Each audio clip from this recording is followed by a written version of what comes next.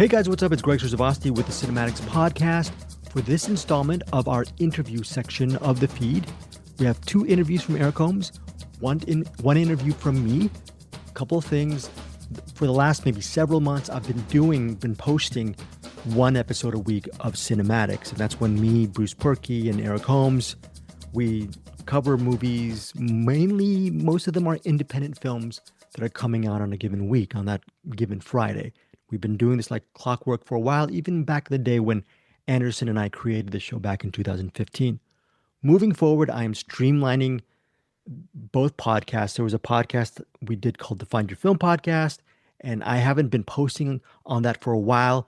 Bottom line with CinemAddicts now, even though our main show every week comes out on Thursday or Friday, we will be doing our weekly movie reviews. That will continue to happen. But moving forward, Eric Holmes' interviews, all of his interviews will be featured on the CinemAddicts podcast feed. I have done a horrible job at posting them on this audio feed because we have so much content that's pretty much overwhelming to me to upload it and whatnot. But that means nothing because I think all of these interviews are very value added, especially coming from Eric Holmes' POV. He has some really insightful questions. I will also be adding some of my interviews to this CinemAddicts podcast feed as well. I want to branch out this CinemAddicts universe to cover, although mainly film, you guys will also be hopefully treated to some of my interviews in a TV realm. So I will be actually posting a bunch of TV interviews will be doing in the coming months, hopefully the coming years. I plan to cover more TV documentaries, TV shows, interviews. Specifically, I'm a huge fan of The Voice. So on this feed, probably the next episode, you will have a couple of my interviews from the current artists from The Voice. I'm sure a lot of you will tune that episode out. Just know that each week, focus in on that movie review thing that me, Bruce, and Eric do. But then there will be other installments during the week where you guys will get a whole bunch of interviews and maybe some extra movie and TV reviews from any of us three. Ultimately, I want, hopefully, on a given week, you guys will be inundated with stuff to watch on a given weekend, or hopefully you'll get some insight from the interesting people that Eric Holmes and I interview in the film and television realm. All that said, for this installment of CinemAddicts, Eric Holmes interviews producer Courtney Solomon and director Renny Harlin. They are the duo behind The Strangers Chapter 2, a horror film that just came out Friday, September 26, 2025. Those are the first two interviews. First up is Renny Harlin. Second is Courtney Solomon. Renny Harlin, I'm a huge fan of his movies, The Long Kiss Goodnight. I don't even have IMDb on right now. Up right now. What else has he done? Couldn't he do Cliffhanger? He did that. And The Long Kiss, I did mention The Long Kiss Goodnight.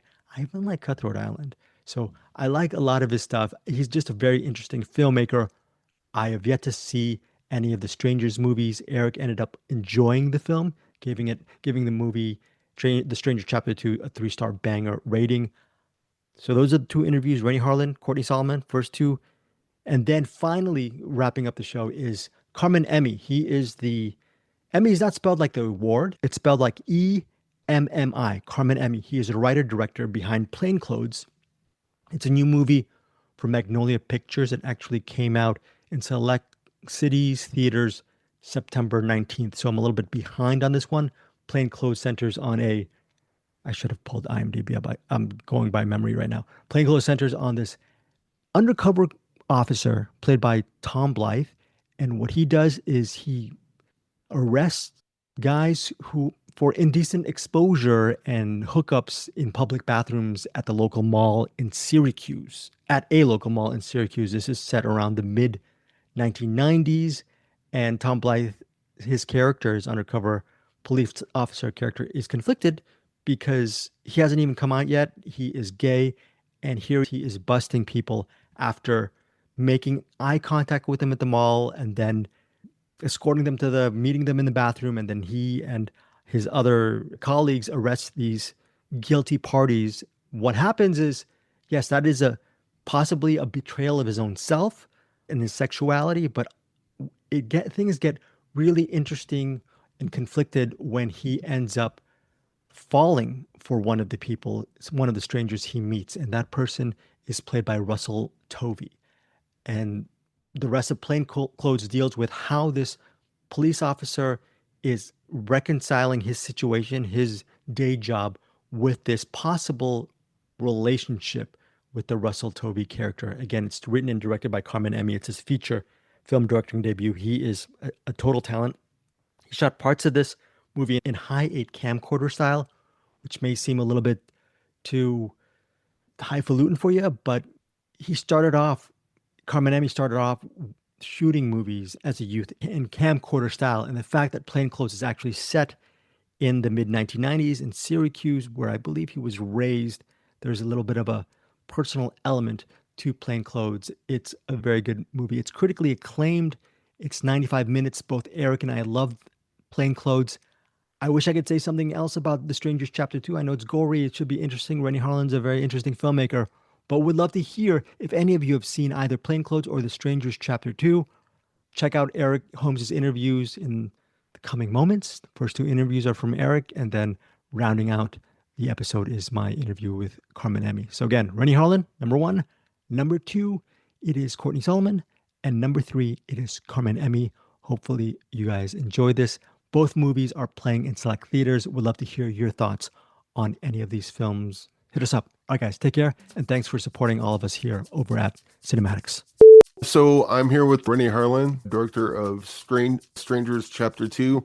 I guess I'll start off with one thing, since you're doing Strangers Chapter 1, 2, and 3 back to back.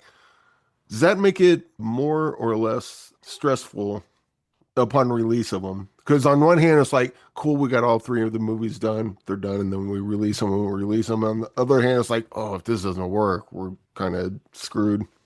Yeah, that's a good question.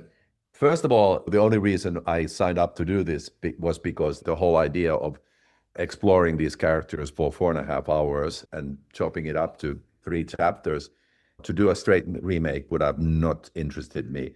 And kind of, to be honest, the frustrating part was having to live with the first chapter and having people say like, oh, it's just a remake, what's that?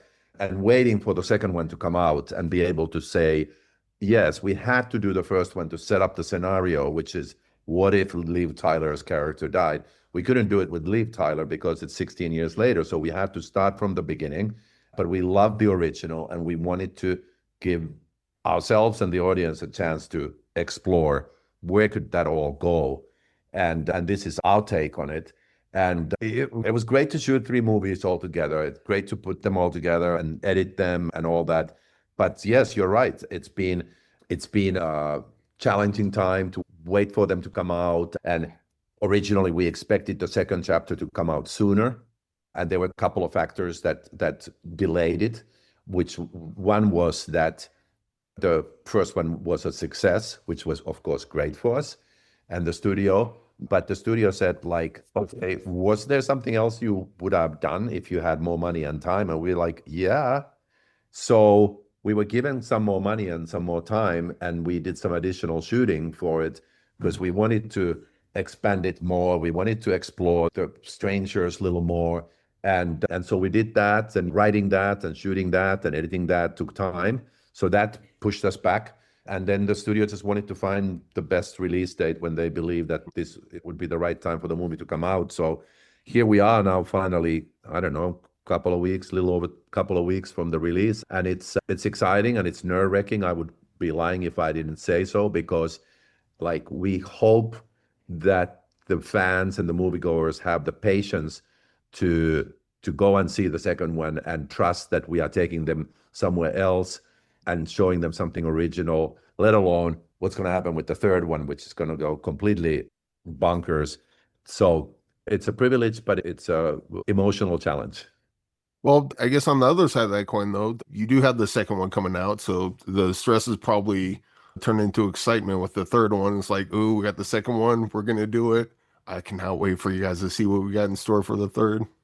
Absolutely. Absolutely. And if the second one works, then I'm not worried about the third one, because I know we have the goods. I know people will be absolutely blown away when they see the third one. Yeah. And you've done, Jesus, I mean, look up Renny Harlin on IMDb. You've done a ton of things. When you get a project coming to you, what's the thing that you look at, kind of the special sauce, so to speak, that you look at and go, I totally want to do this, or I think I'm going to pass on this one. I think that it's a couple of things. One is, of course, do I have characters that I find interesting and that I can explore and that I can believe that the audience will relate to? And then the world building. I always want to be able to explore an interesting world, whatever that environment may be. I've shot movies in morgues, and I've shot movies in the mountains, and I've shot movies underwater.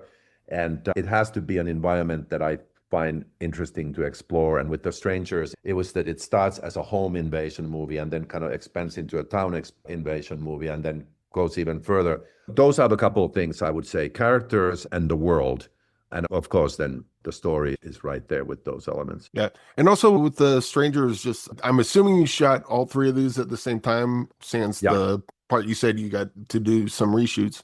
What was some of the joys of this? Like, making movies got to be fun, I imagine. And you've been doing it forever, so. I love making movies. That's when I'm happiest, when I'm on the set, I'm alive. And of course, making three movies at the same time has its challenges, especially when you're shooting things out of order and you may be shooting in the morning episode 2 and in the afternoon episode 1 and next morning chapter 3.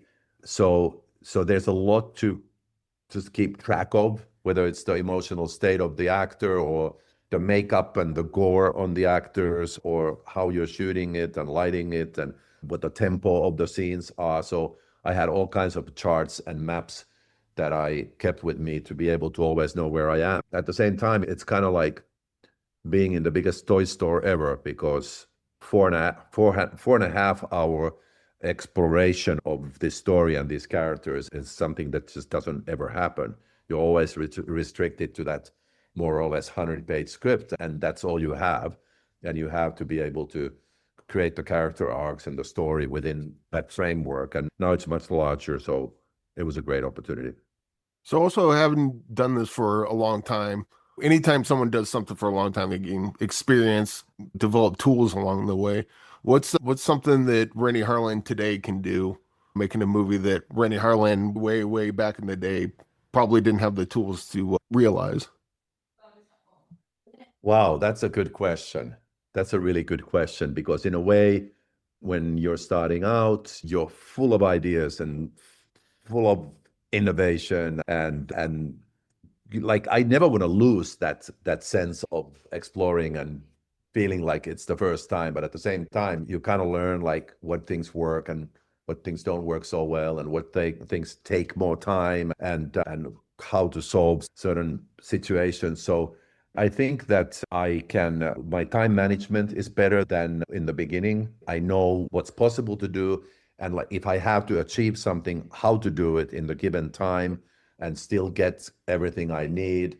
And I think that I'm much more confident and comfortable working with actors than I was in the beginning. I think that I was, believe it or not, I feel like I was a little bit shy and maybe insecure, and it wasn't as easy for me to communicate with the actors.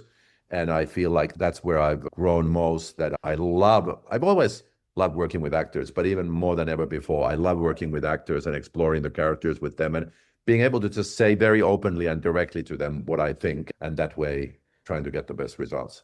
All right. Well, Strangers Chapter 2 will be available in theaters September 26th.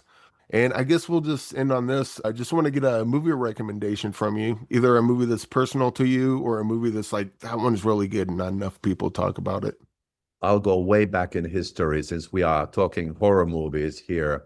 There's a old 70s horror movie called Don't Look Now, directed by Nicholas Roeg, starring Donald Sutherland and Julie Christie. And it's a movie that I think a lot of the generation of movie fans or horror fans don't necessarily know that movie, but that would be a movie that I would say, like, anybody who likes to watch something very atmospheric and scary, you should check it out. Yeah, that's a great pick. Love that movie. Renny, thanks for joining me, and congratulations on the Strangers, and look forward to see the chapter 3 come out. Thanks, Eric. Appreciate it. I'm here with Courtney Solomon, producer of The Strangers Chapter 2. First question I want to ask any producer, and you'll probably understand this question, is what do you do on this movie? Because being a producer is nebulous, almost as if saying, I worked on a movie. Cool. That doesn't really explain what it is, because producer has such a wide variety of things that they could possibly do. Oh my God, can you get me one of those producing jobs? Like, seriously, I just want one where like I get a credit, I say I worked on a movie, all the good comes with it, and somebody pays me and I don't have to do anything. Okay, if you can get me one of those jobs, I'm like, sign my up now. Okay. I'm on it. Mom, Courtney. Yeah, yeah, thank you. Thank you. There's different types of producers is the answer to what you said.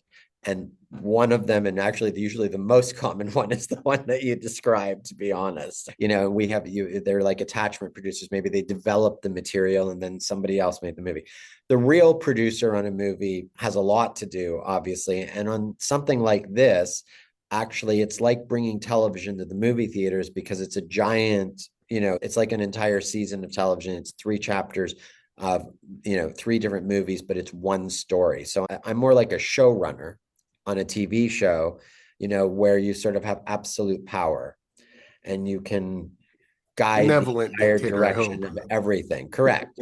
So on this particular one, my job has been immense and it's taken up about 3 years of my life entirely. And, I've been entirely through the entire editing processes on this, the mixing, the scoring, on the set, shooting it, every single little bit of it, working with, Madeleine and Renny. And, it's been an odyssey, rewriting along the way, going and reshooting along the way, re-editing along the way. So it's been a massive job. Plus the usual producer things of having to help with the marketing, having to get the extra money. Producers generally get the money, bring in the cast, make the movie, oversee it, deliver it to the studio, work on the marketing campaign with the studio, but they don't have to get their hands as dirty in the creative process all the time. My hands got very dirty in this process. Yeah. I was also talking with Renny about, because you're doing chapter 1, chapter 2, and the upcoming chapter 3. Correct. Did them basically all at the same time with reshoots here and there, but that just had to have been stressful. And then here you got the second one coming out, and it's like, okay, we're over the hump. We don't have to worry as much. But what was that kind of like for you, just starting this process and releasing the first one and just keeping your fingers crossed, like, I hope this works, because we got 2 more on the way? Oh my God, it's like nerve-wracking, right? And I mean, financially, it worked great. And we found like a zillion amazing fans that loved our movie, and that was great. And that was our sort of like act 1 of a normal movie. Movies are usually 3 acts, as you know, and that was act 1 for us. So it was a huge relief. But what we like, when I say we, all of us creating this, me, Mads, Renny, other people involved, have all been dying to just get to chapter 2 and chapter 3, because that's the story we really wanted to tell. That's the fresh new universe of the Strangers. That's the stuff where people get to walk in and go, okay, great. I have never seen this before, but this is totally taking me to a cool place in Strangers Land. And it's actually evolving the Strangers universe, right? So now it's just excitement. Like finally people get to see that and not say, oh, well, we just did a carbon copy of the original, right? Like then we got a lot of that the first time around. We did that on purpose because there's a whole new audience that didn't know it. And that's how we wanted to ground it. That's the story we wanted to tell. And so we needed that to be act 1, and sure, we could have done some things differently in retrospect and whatever, fair. But the story we're telling, we're like so excited about, and really excited. The whole tone and what everything is in chapter 2. And then in chapter 3, it's its own movie as well. I mean, people are, I think, going to be like, whoa, whoa, like I wasn't expecting this at all, but in a good way. What are some tweaks you had to make with this one? Like after the release of the first one, what are some tweaks you had to make for this one? And what are some tweaks you're anticipating for the third one that maybe you didn't expect when you were putting them all together? Well, I think what we did is like, we looked at everything very positively. I mean, honestly, like the OGs kind of went after us, and I understand why, because like we did basically a remake of the original Strangers, but we're a separate universe, our 3 chapters. Strangers and Pray at Night sort of live in their own. And so, like, they went after us because I think the biggest chord was, the original Strangers was so surprising when you first saw it in the 2000s, right? And we'd never seen anything like that before. And then we did basically a remake reboot of that. And that's not surprising if you were somebody that loved the original. It's more of the same. So it's like we didn't go to any new territory. You might even argue, for reasons that they don't know because they haven't seen chapter 2 or 3 yet, that our characters had some flaws and this and that and the other thing. But that actually comes full circle in chapter 2 and chapter 3. So that's a different thing. So I think, when we saw that, we looked at all the comments in a positive way. And then we said, okay, what could we do to amp the stakes, both in chapter 2 and chapter 3, and really give the audience what it looks like they're looking for, including the one we built. And that's what dictated part of the decisions we made. And also part of what dictated it was we started initially, when we shot all 3, with a certain amount of money. Because chapter 1 did better, we went back to the studio and said, hey, there's things that we wanted to do in the first place, but frankly, just didn't have the money to do in the first place. So can we do them now that we did well on the first movie? Because we'd literally love to give that to the audience. And the studio was super supportive, and they said, sure, go do it. And that's so it's a combination of those 2 things. Well, those sound like good problems to have. But Strangers Chapter 2 will be out in theaters on September 26th. And congratulations on the movie. And I look forward to Chapter 3. And congratulations on all this, because this is a huge undertaking. Great job. Thank you so much, Eric. Nice talking to you. Love the poster behind you, by the way. Yeah, yeah, it's pretty nice. Thank you much. So I'm with Carmen Emmi, filmmaker behind Plainclothes. First off, the conversation. A lot of people talk about Coppola as a great visualist director, but he's also, as you know, a great writer. For people who are just trying to get their screenplay made, why was the conversation such a very pivotal part for you as a writer yourself? What made it stand out that you made it read it over and over again and it helped you kind of pen your screenplays well? I mean, I think it was just an amazing study of paranoia and maybe in some senses perfectionism, and how that can distance you from others. I thought that was really beautiful in that script. I mean, reading the conversation and just like watching it and rewatching it taught me how to write. And same with Vertigo. I watched Vertigo in the conversation around the same time. But I think what I took away from the conversation was how powerful, was how you could get into someone's head. I thought Coppola did that really well with the character of Henry Cole. And I wanted to do that. I wanted to bring that to a story about policing your feelings. Yeah, this is such a very special film. You're the writer and director. For people who ask you, what's the key to doing an indie 18-day shoot as the writer and director? Was this something that you always knew you were going to do as a child, or is it something that you kind of grew into because what you did is it's a pretty tall feat?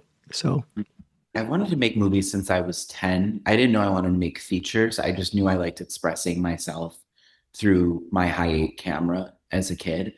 And I think starting when I was like 16 and I saw Little Miss Sunshine in the movie theaters, I knew that I wanted to make features. So I guess in some ways it was always something I wanted to do. In terms of navigating an 18-day shoot, I would say just prepare as much as possible and be ready to throw everything out on the day, and trust your actors and trust your script, because that will see you through. But 18 days is tough. I definitely don't want to do that again. I'm very grateful that I had this opportunity. Yeah. As far as seeing your project through, how important was Emily Wells as far as your creative journey as well? I love that song, My San Francisco. And can you just talk about that extra layer to your film and collaborating with her? Oh, yeah. I'm very musically driven. So when I was writing Plainclothes, even before I started watching movies, I was listening to music, and I made this playlist over the course of 8 years where I would pick songs that I feel like would represent what my characters went through. And I actually shared that playlist with my crew before we shot. And I also played it on set so that the actors could get into the mindset of the scene, get into the emotion of the scene a little bit more easily, maybe a little bit more subconsciously.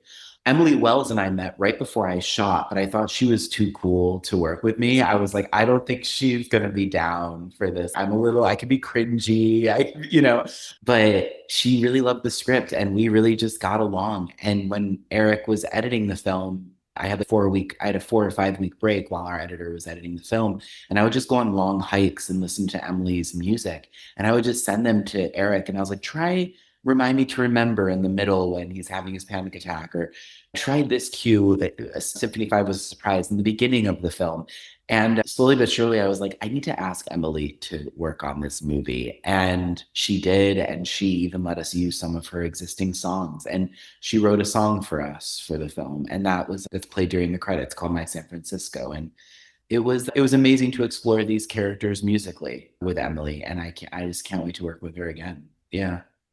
We mentioned the conversation at the beginning of the interview. Also, in your past interviews, you were talking about how when you found out that your story wasn't from point A to point B, because none of our lives are really like that. We live in so many different stages. And you talked about the idea of free writing. Can you just elaborate on that and how that helps shape your characters and maybe free you as an artist as far as just venturing forth and finishing your screenplay? Yeah, I mean, this is my first screenplay, so I was learning how to write it, and learning how to write as I went along. And I did imagine it as like kind of a traditional narrative.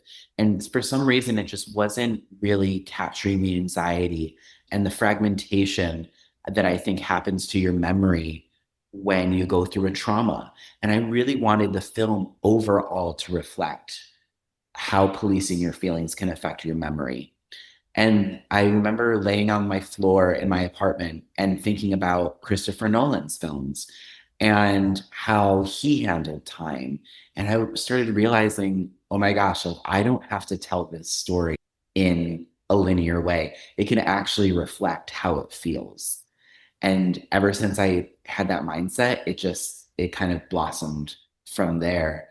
And I'm really grateful for Christopher Nolan's work, for sure. Carmen, final question to you is, you've mentioned Judy Garland and The Wizard of Oz as movie that you really loved, performer you really loved.